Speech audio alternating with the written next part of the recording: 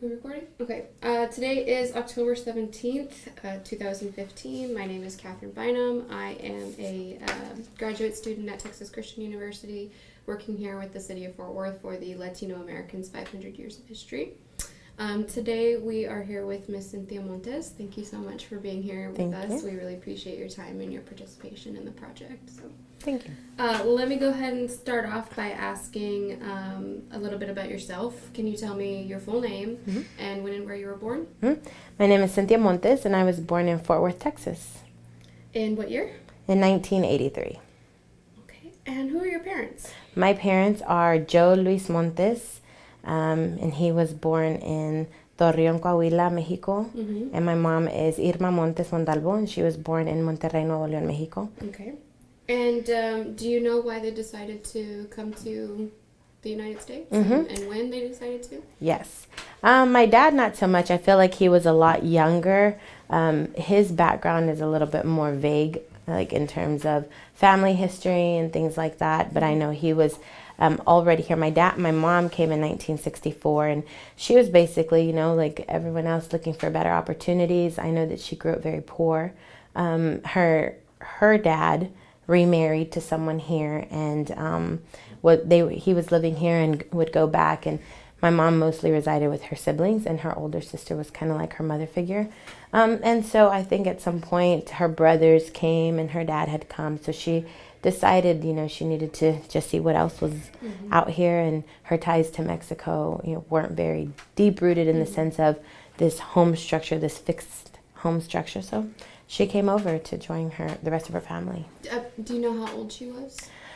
So she was born in 47, so she was probably in her teens, right? So 47 to 64, 57, 3, right. 17, about okay. 17. Okay. Okay, so she was a little bit older. Right, Yeah. she was a little so old. not a young kid. Did she speak English when she No, came she over? didn't, no.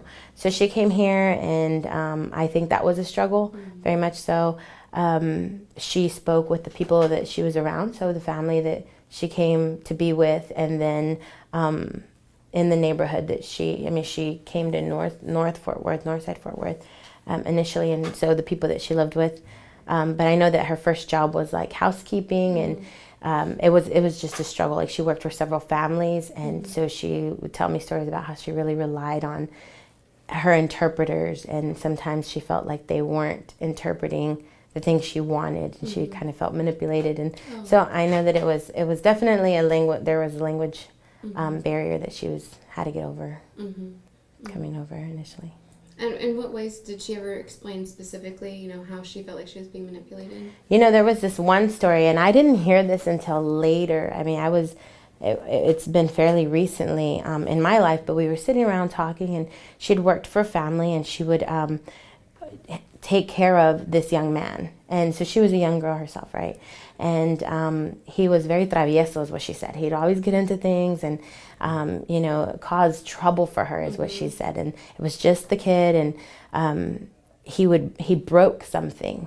And she's like, I'm going to tell Mrs. whoever she worked for, and that he would just basically tell his side of the story, or she'd be like, tell her that you broke it, or tell her. And eventually, after time and time again that he would twist what she said, she got fired. You know, they no longer needed her services, and she had to leave because she wasn't doing her job. But it was the son who was doing all these things. And so that was one of her initial experiences here. And I feel like, and she's my mom, so I don't think she kind of went there with me, but I feel like there may have been some even sexual tension kind of thing going on, and he was a little bit forceful. But I mean, I don't think anything extremely abusive happened, but I feel like she was very uncomfortable in that situation. But because she couldn't defend herself, like, she relied on him, and that didn't. I mean, I guess it ended well, since she got fired and she had to go find somewhere else to work. Yeah, it's probably one of the one times where you're like, yeah, okay, good. Thankfully, I got fired. Exactly. Yeah, right. Yeah. What about your dad? You said you didn't know much about your dad's history, but you know, he came from Mexico. What did he do for a living?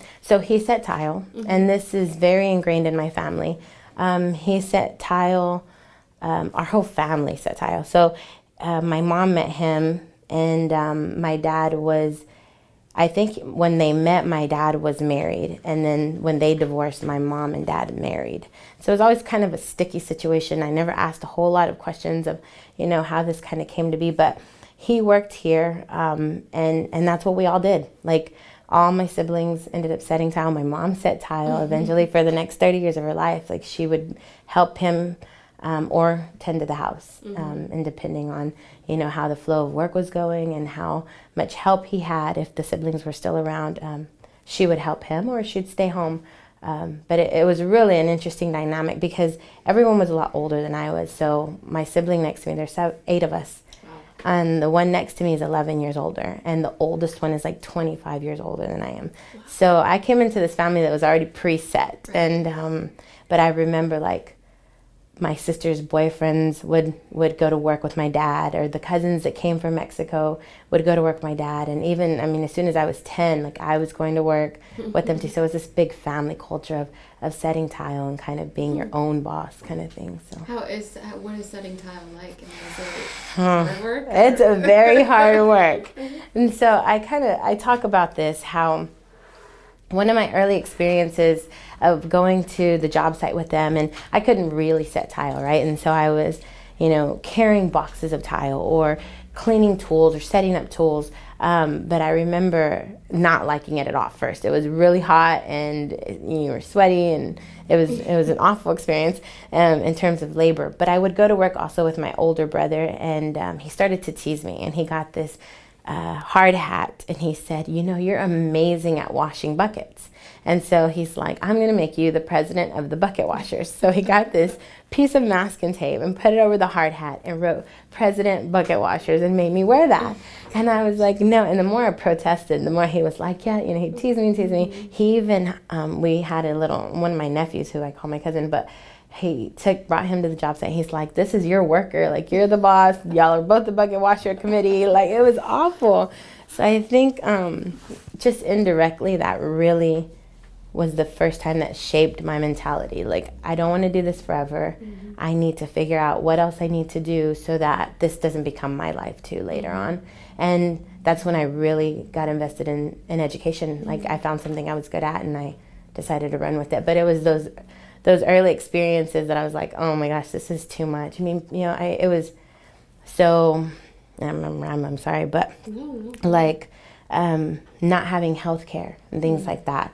And I remember, my mom fell off a scaffold and twisted her leg, but they didn't take her to the doctor. Or someone got a chip in their eye when they were drilling or making cuts, and they didn't take them to the doctor, and things like that. And so they're in this constant chronic pain, but they never went to the doctor. And part of it is cultural. You just don't go to the doctor. And the other part is you probably always live in fear. Because I remember being very young and hearing stories about how immigration came to a job site. And so I feared immigration. Now, I was born in the U.S. I had no reason, but I didn't understand that, because to me, all of our people were just going to be scared, because they're going to take my mom away. They're going to take my dad away. And so it was just... Are your parents undocumented? No, not in... My mom became a U.S. citizen very early on. I couldn't even tell you the year. My dad was a U.S. citizen as well. But it was just the culture that we existed in. My dad's cousins were undocumented, and I knew that my parents had come over, and we helped as I was growing up. We helped cousins come over, and so it was always this culture of we are all one. And so if they're scared, then I'm scared. And so it was really an interesting dynamic growing up. For sure. Can you tell me a little bit about the neighborhood that you grew up in Fort Worth? Yeah, so I grew up in Diamond Hill. And where's Diamond Hill? Diamond Hill is in North Fort Worth. And so North Side and Diamond Hill kind of are divided by Main Street, essentially. And so, Diamond Hill was great when I was growing up, right? It was great. And then it wasn't until later that I look back and I'm like, wow, that was really dangerous. Or if I think about if I would want my kids to grow up in that kind of environment, I'm like, not so much. But in the moment, like, a fish in water, right? You can't see the water. And so that was my water, and I didn't necessarily see it one way or the other. So growing up, let's see, I was in 8th grade, and most of my brothers and sisters I didn't live with because they're much older. So I lived with about 2, maybe 3 that I can remember during the time I was growing up. So the neighborhood I grew up in was a little rough. I was talking to someone this weekend about how there used to be drive-bys. Like literally, you hear this on the news and you see it on movies, but there were really drive-bys. But to me, it was no big deal. If you heard the bullets, you'd go to the floor. And that was completely normal on a weekend. Or I remember walking outside and looking up and seeing one of the girls who was dating a guy from a neighborhood guy.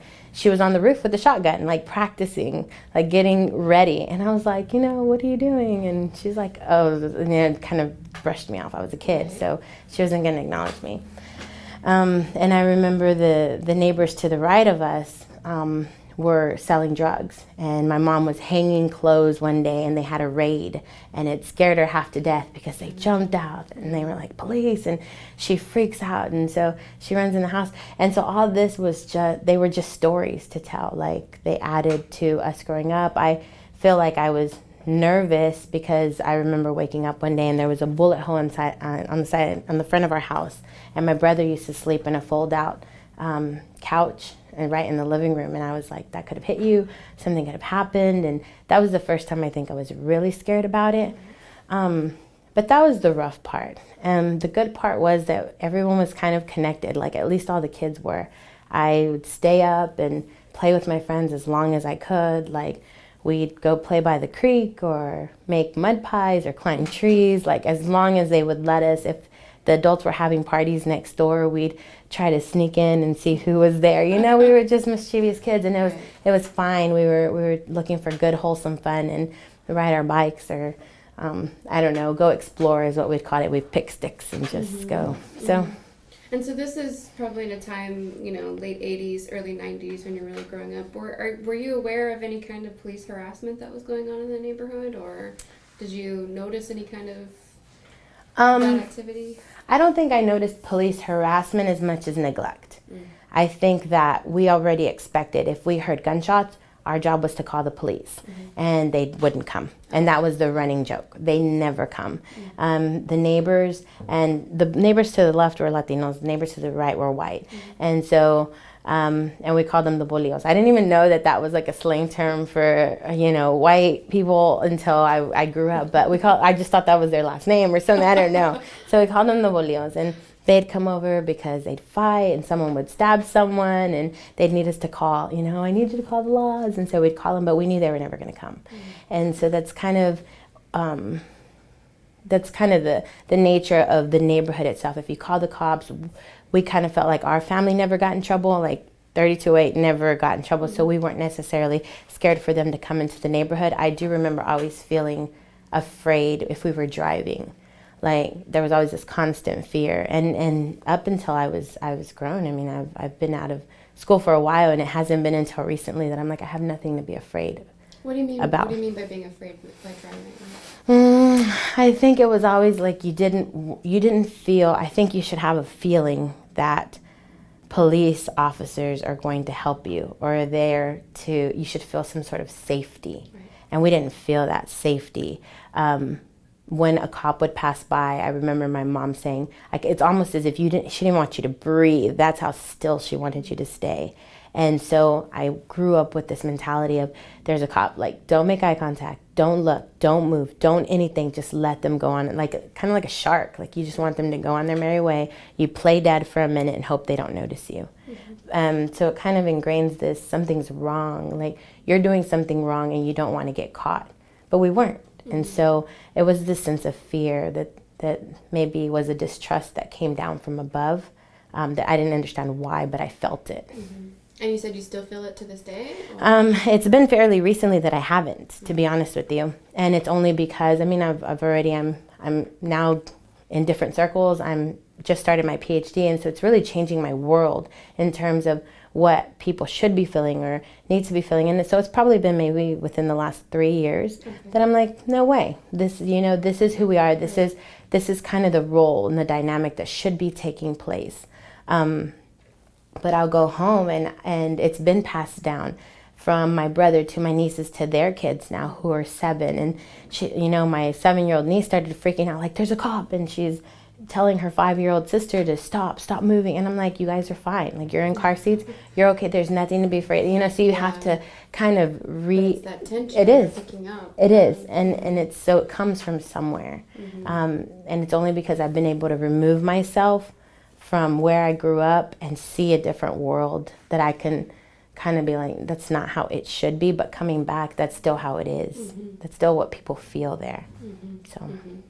And can you tell me a little bit about maybe some extended family? I mean, do you have a lot of, you know, aunts, uncles? Do you know your grandparents? What kind of relationship do you have with them? Anything like that? Mm-hmm.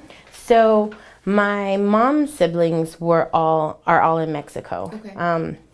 And so we'll go back consistently to see them. I actually haven't been back in maybe like 5 years, just because everything got so bad in Mexico. Right. And so my mom still goes annually. And you know, it's awesome. It's like the connection, and I don't want to lose that in terms of having the connection to Mexico and the culture, like firsthand. My dad had one brother, and he passed away early on as well. He passed away when I was like 9, but I'm really close to his 2 sons and his daughter. And so our family, in terms of extensions, like our 7 brothers and sisters, all like within them have 20 kids, and within them have already started to have, like, I mean, 13 kids. I don't even know how many kids. So it's huge. We have a huge family network. And so so my sisters, my brothers and sisters are my brothers and sisters, but all of their kids I kind of see as my cousins because we're so close in age. So we're all getting to an age where they're having families, and it's just a different, like, we're evolving differently. So before, everyone kind of went their own ways. A lot of them got into trouble. Some of them went to jail. Some of them, you know, just went and had families. So did different things. I was the only one who went off to school. But now coming back, it's like we're just leveling the playing field again and reconnecting to a certain extent. And some connections are stronger than others, but now they're bringing up their kids. And so our family network is pretty intricate. We get together, big holidays, usually Easter, like you'll see a park full of us in terms of staying connected. And then the other holidays, we kind of do our own things. But I don't know if that answers your question. Yeah, no, perfect. Yeah. Can you tell me a little bit about the schools that you went to, elementary to high school? Take it from there. Absolutely. So I started in Diamond Hill, 3 or 4 blocks from my house. It was easy. I met a teacher in 5th grade. Her name was Miss Roach, and she said, I have this opportunity for you. It's to go to a magnet program.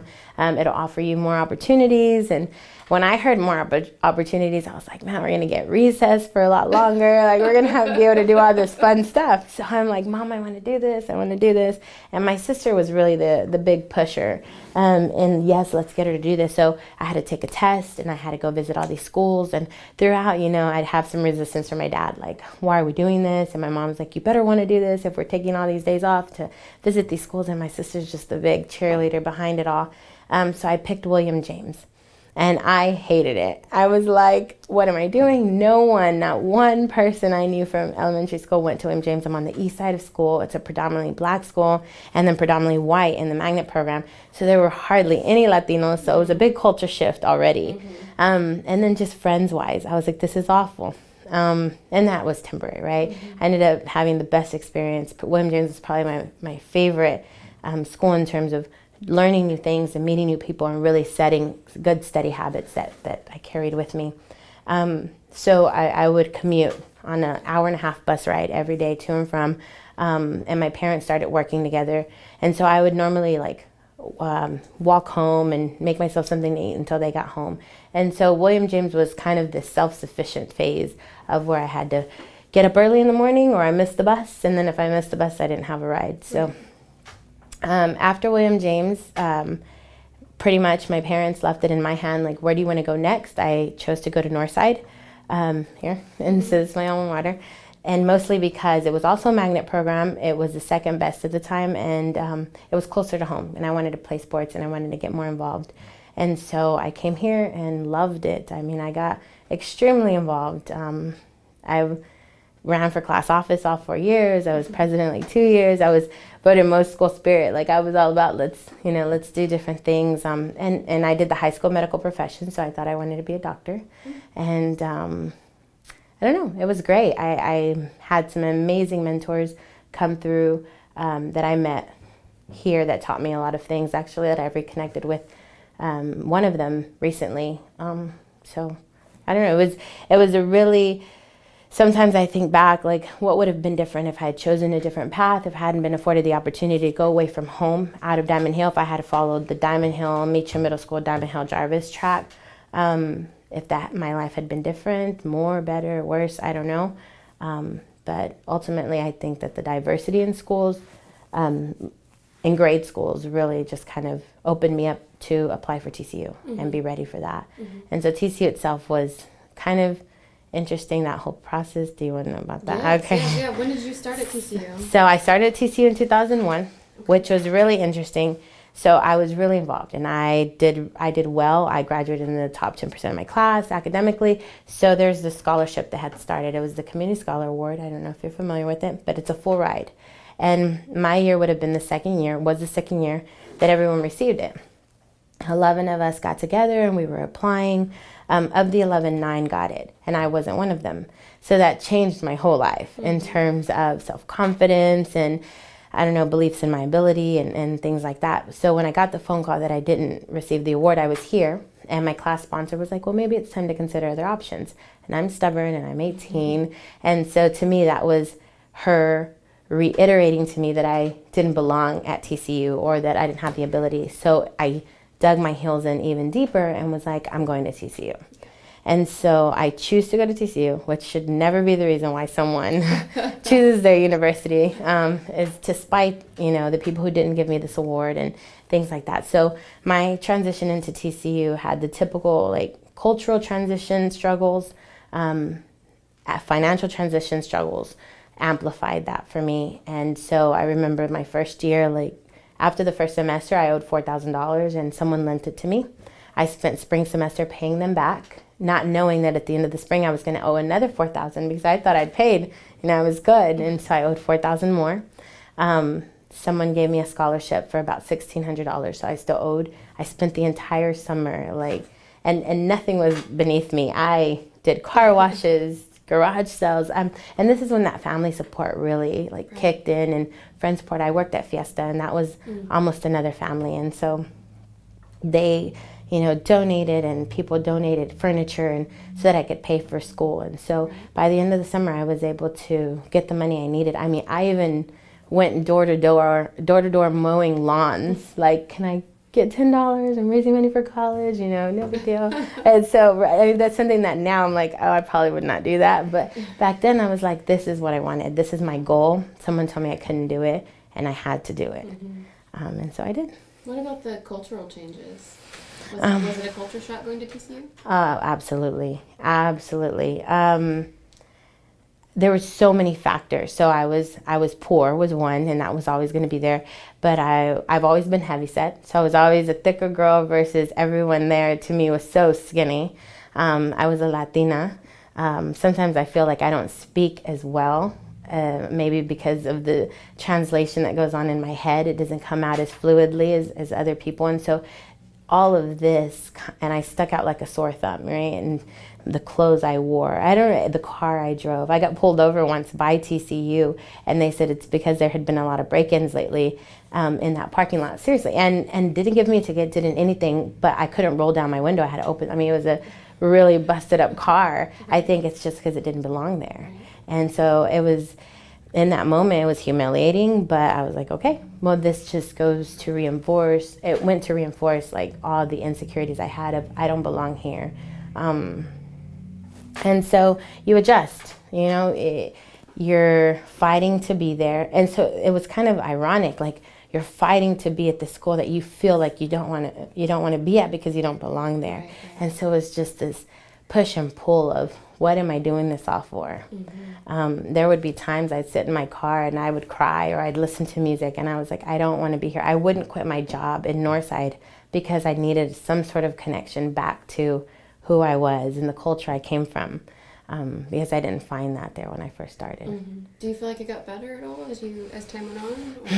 Absolutely. I feel like it was positive in the sense that you have to grow, and some sort of acclimating kind of teaches you how to adapt to different situations. Not everything's going to be how you want it to be or how you need it to be, this perfect scenario for you to learn in, or so you have to adjust to a certain extent. And some of that is the responsibility of the institution. So TCU needs to hold some of that in terms of responsibility. And then some of it is us. It's the growing process of becoming a young person to a young learner. Like, you have to be able to adjust to different people.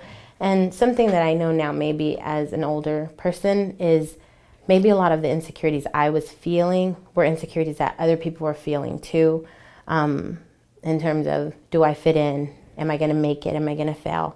And so, but mine just seemed amplified in my head because, you know, we're egocentric to a certain degree.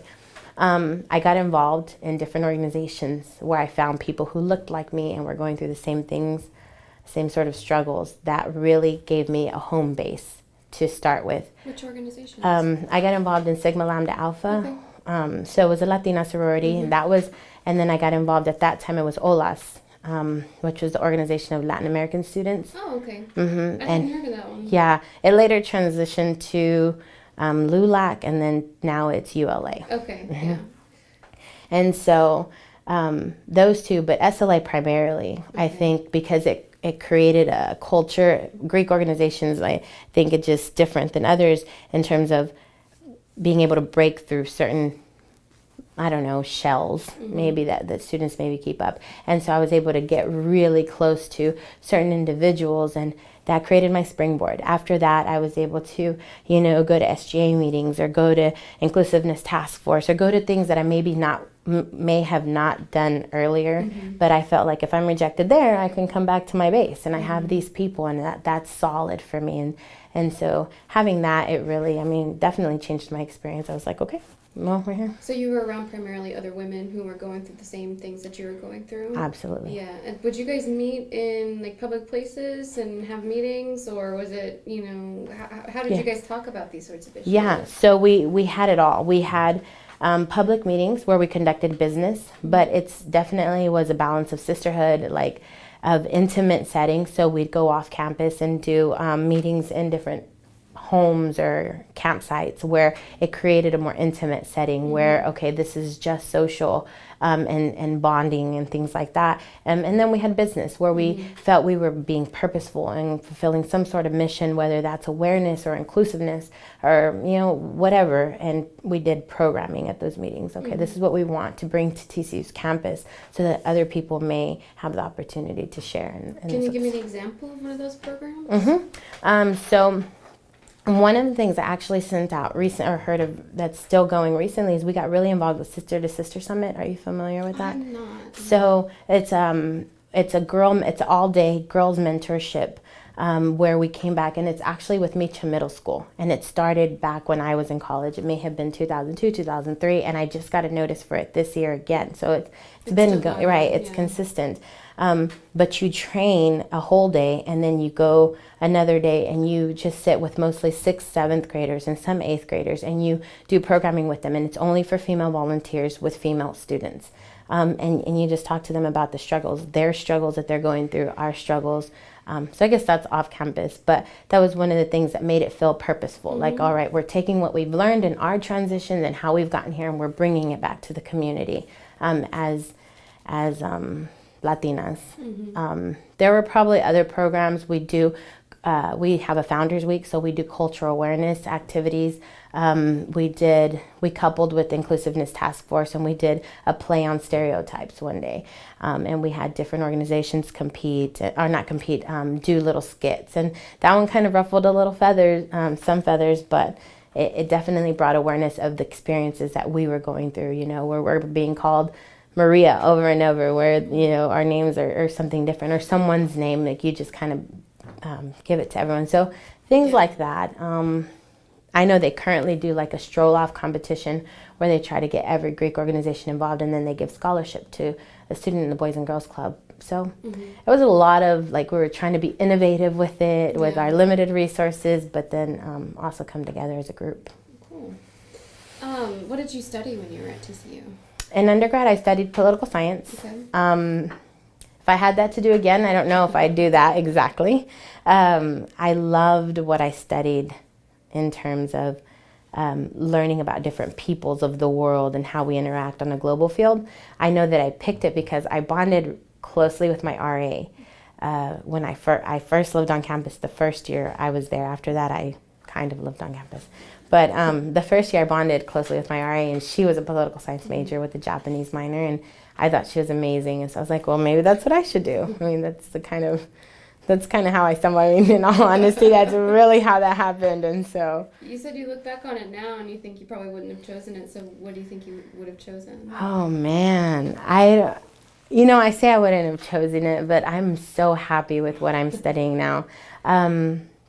I may have coupled the business with it somehow. Okay. I may have done political science, but a business minor or a business major, poli-sci minor. And I heard you earlier say you're getting your PhD. Are you also getting it at TCU? Yes. Okay. What is that in? It's a PhD in counseling. Okay. Mm-hmm. So did you get do you have to get an MA? I got a master's in counseling, and that was actually by accident. So after my political science degree, I went off and I got some entry-level position at a mortgage company, but I wasn't using my degree. And so there was some sort of expectation that came with having a college degree from your family. You know, oh, she went to college, you know, she's doing something. Right. And I didn't feel like I was meeting that expectation.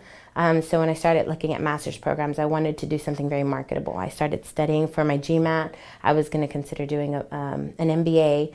Then I went back to work at TCU, and I still kept studying, but then I started meeting with a lot of mentors, and they're like, I know your personality, I just don't know that that's you, like that's what you would be happy in. And so I went back to education, and I was like, let me check this out, and I was like, well, maybe we can do higher ed, and I can make some changes, work in admin somewhere and help that way.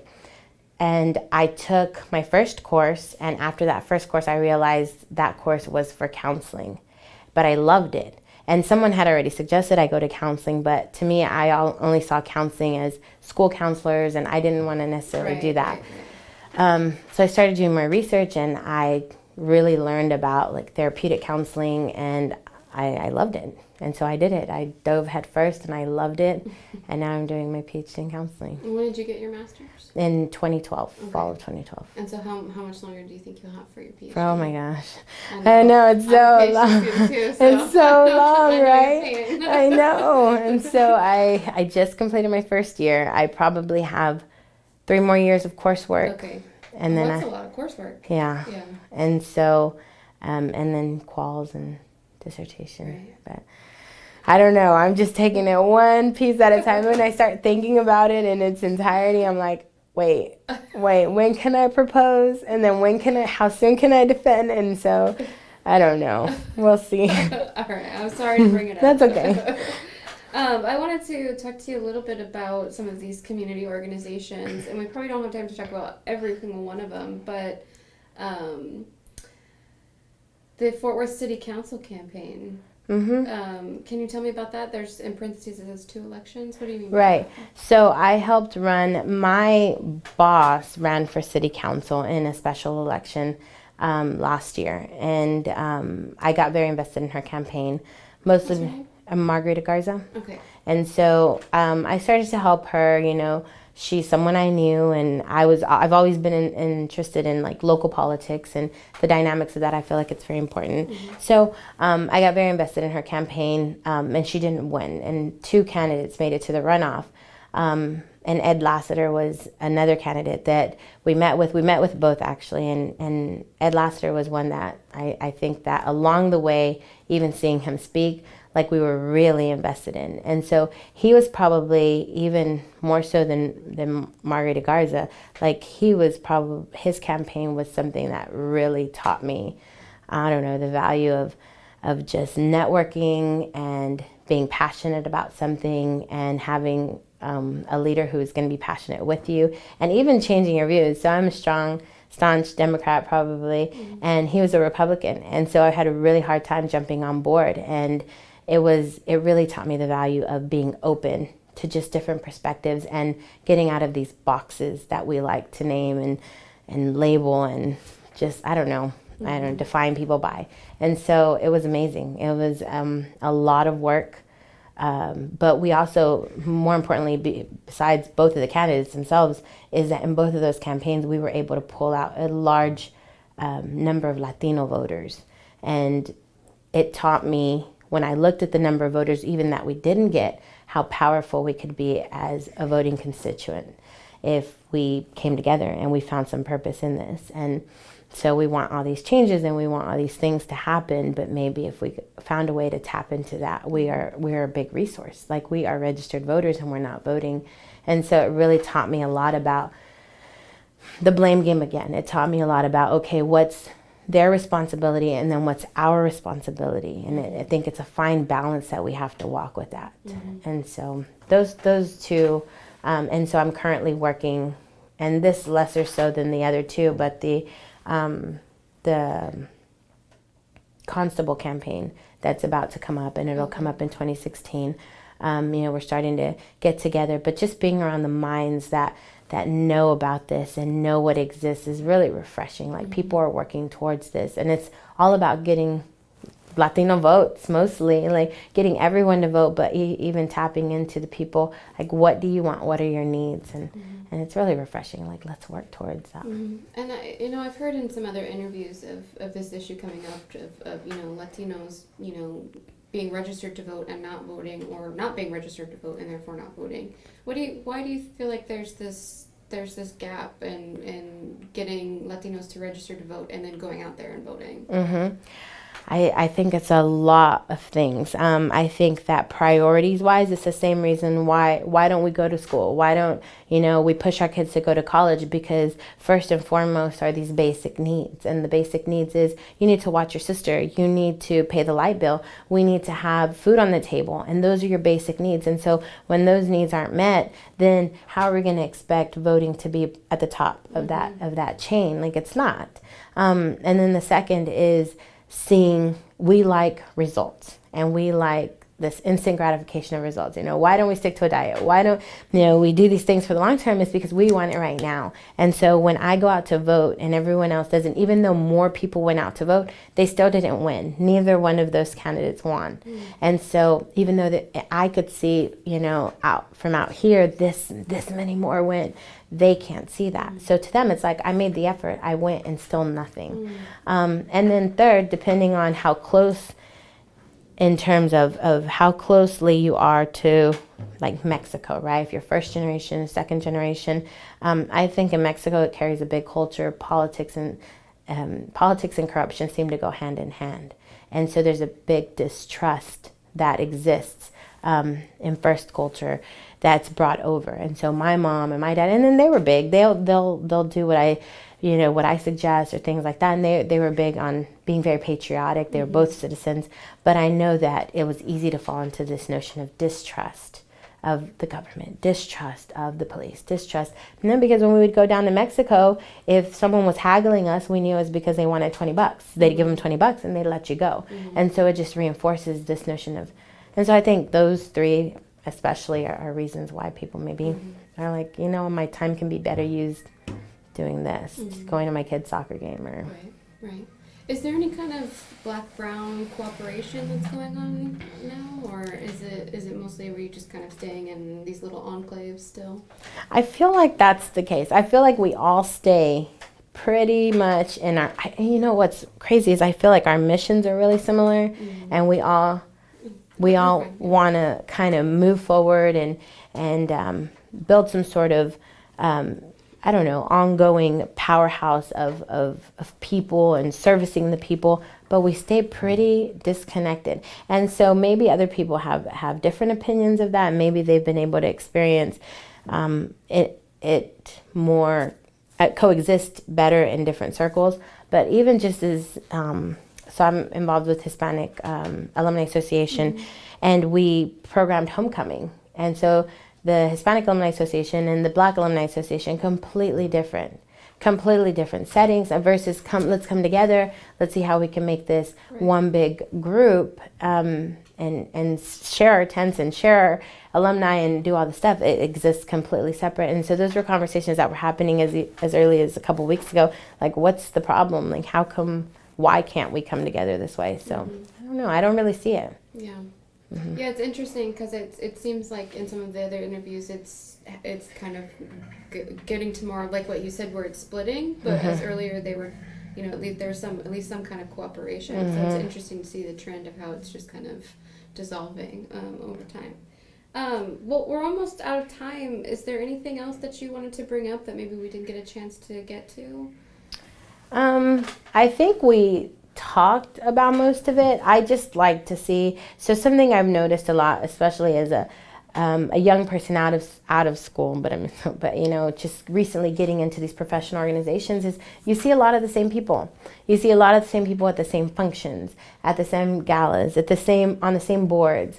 And I think about the people that I know coming through school and the people that I know even on smaller organizations, and I'm like, these are powerhouse people, powerhouse Latinos or powerhouse women or powerhouse, and they're not being tapped into as a resource. And so I wonder, like, what's it going to take, or what do we need to do? Is it something we're doing? Are we being very exclusive? Because if we were able to tap into this and not have the same 5 people running everything, maybe we'd get a little bit more diversity in our ideas, or we'd be able to overlap maybe with some of the Black organizations because they're connected in a way that we're not. I don't know. And so I think that we don't all, and maybe it's because we're so busy, but we don't always do a good job of just bringing in that new, fresh group of how did you do it, and how do we need to do it now? Right. So, yeah. I don't know. Well, thank you so much for coming in. Thank you. It's so nice to have a fresh perspective on things. So Thank you. Thank you so much. I hope I didn't talk I did feel like I talked a lot.